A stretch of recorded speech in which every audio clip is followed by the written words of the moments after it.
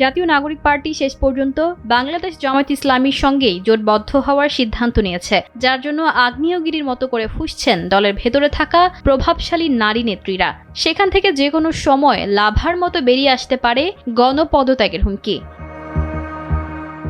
Senior যুগ্ম আহ্বায়ক সামান্তা শারমিন ও যুগ্ম আহ্বায়ক মনিরা শারমিন সহ 6 শীর্ষ নেত্রী সাফ জানিয়ে দিয়েছেন, জামায়াতের সঙ্গে জোট হলে তারা একযোগে পদত্যাগ করবেন। নেত্রীরা চাচ্ছিল বিএনপির সঙ্গে জোট অথবা একক লড়াই। তাদের মতে জামায়াতের সঙ্গে জোট বাধায় এনসিপির নিজস্ব রাজনৈতিক সক্রিয়তা ও জনসমর্থন দুটোই প্রশ্নবিদ্ধ হবে।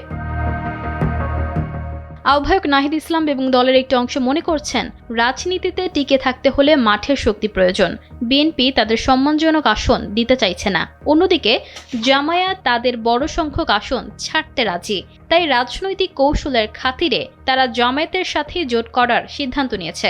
মাত্র 30 আসনের জন্য বাংলাদেশ জামায়াত ইসলামীর সঙ্গে জোটে গেলে তা হবে আত্মঘাতী বলে মনে করেন বৈষম্য বিরোধী ছাত্র আন্দোলনের সভাপতি রিফাত রশিদ। তার মতে, জোটের রাজনীতির চক্করে পড়ে এনসিপি আসলে জামায়াতের ভেতরে বিলীন হয়ে যেতে পারে।